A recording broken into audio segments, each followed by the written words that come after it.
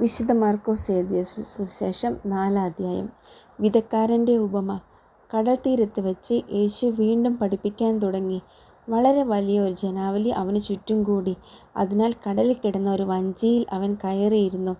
ജനങ്ങളെല്ലാം കരയിൽ കടലിന് അഭിമുഖമായി നിന്നു. അവൻ ഉപമകൾ വഴി പല കാര്യങ്ങൾ അവരെ പഠിപ്പിച്ചു. അവരെ ഉപദേശിച്ചുകൊണ്ട് അവൻ പറഞ്ഞു, കേൾക്കുവിൻ.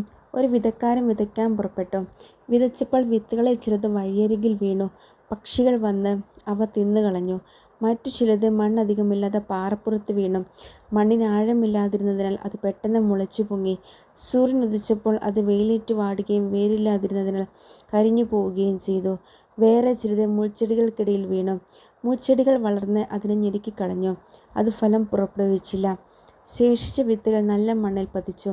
അവ തഴച്ചു വളർന്ന് 100 മേനിയും 60 മേനിയും 100 മേനിയും ഫലം വിളയിച്ചു. അവൻ പറഞ്ഞു, കേൾക്കാൻ ചെവിയുള്ളവൻ കേൾക്കട്ടെ. ഉപമകളുടെ ഉദ്ദേശ്യം. അവൻ തനിച്ചായപ്പോൾ 12 പേരും കൂടെയുണ്ടായിരുന്ന മറ്റുള്ളവരും ഉപമകളെക്കുറിച്ച് അവനോട് ചോദിച്ചു. അവൻ പറഞ്ഞു, ദൈവരാജ്യത്തിൻ്റെ രഹസ്യം നിങ്ങൾക്കാണ് നൽകപ്പെട്ടിരിക്കുന്നത്. പുറത്തുള്ളവർക്കാകട്ടെ എല്ലാ ഉപമകളിലൂടെ മാത്രം.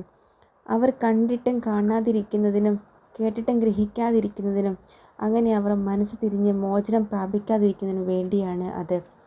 വിതക്കാരൻ്റെ ഉപമ വിശദീകരണം.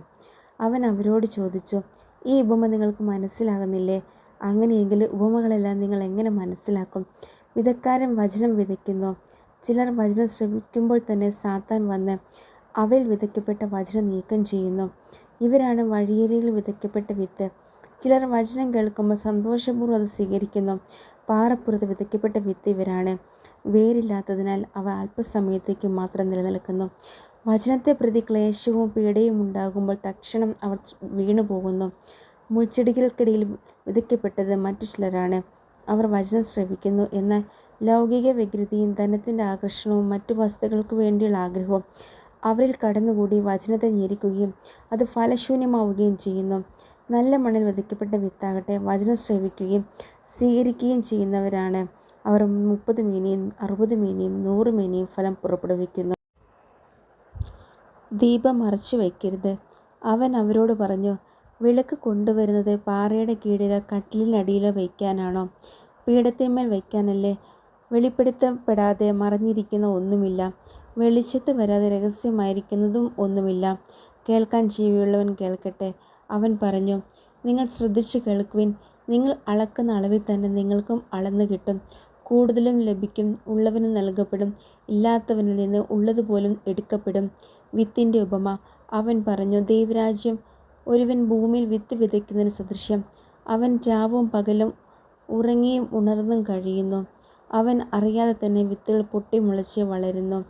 ആദ്യം ഇല, പിന്നെ കതിർ, തുടർന്ന് കതിരിൽ ധാന്യമണികൾ. ഇങ്ങനെ ഭൂമി ഫലം പുറപ്പെടുവിക്കുന്നു. ധാന്യം വിളയുമ്പോൾ കൊയ്ത്തിന് കാലമാകുന്നത് കണ്ട് അവൻ അരിവാൾ വയ്ക്കുന്നു. കടുകുമണിയുടെ ഉപമ. അവൻ വീണ്ടും പറഞ്ഞു, ദൈവരാജ്യത്തെ എന്തിനോടാണ് താരതമ്യപ്പെടുത്തും?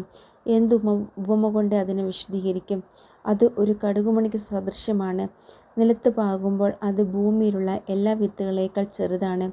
എന്നാൽ പാകിക്കഴിയുമ്പോൾ അത് വളർന്ന് എല്ലാ ചെടികളേക്കാൾ വലുതാവുകയും വലിയ ശാഖകൾ പുറപ്പെടുവിക്കുകയും ചെയ്യുന്നു. അങ്ങനെ ആകാശത്തിലെ പക്ഷികൾക്ക് അതിൻ്റെ തണലിൽ ചേക്കേറാൻ കഴിയുന്നു. അവർക്ക് മനസ്സിലാകും വിധം ഇത്തരം അനേകം ഉപമകളിലൂടെ അവൻ വചനം പ്രസംഗിച്ചു. ഉപമകളിലൂടെയല്ലാതെ അവൻ അവരോട് സംസാരിച്ചിരുന്നില്ല. എന്നാൽ ശിഷ്യന്മാർക്ക് എല്ലാം രഹസ്യമായി വിശദീകരിച്ചു കൊടുത്തിരുന്നു. കടലിനെ ശാന്തമാക്കുന്നു. അന്ന് സായാഹ്നമായപ്പോൾ അവൻ അവരോട് പറഞ്ഞു, നമുക്ക് അക്കരയ്ക്ക് പോകാം. അവർ ജനക്കൂട്ടത്തെ വിട്ട് അവൻ ഇരുന്ന വഞ്ചിയിൽ തന്നെ അവനെ അക്കരയ്ക്ക് കൊണ്ടുപോയി. വേറെ വള്ളങ്ങളും കൂടെ ഉണ്ടായിരുന്നു. അപ്പോൾ ഒരു വലിയ കൊടുങ്കാറ്റുണ്ടായി. തിരമാലകൾ വഞ്ചിയിലേക്ക് ആഞ്ഞടിച്ച് കയറി. വഞ്ചിയിൽ വെള്ളം നിറഞ്ഞുകൊണ്ടിരുന്നു. യേശു അമരത്ത് തലയണച്ചു വെച്ച് ഉറങ്ങുകയായിരുന്നു. അവർ അവനെ വിളിച്ചുണർത്തി പറഞ്ഞു, ഗുരു, ഞങ്ങൾ നശിക്കാൻ പോകുന്നു. നീ അത് ഗൗനിക്കുന്നില്ലേ?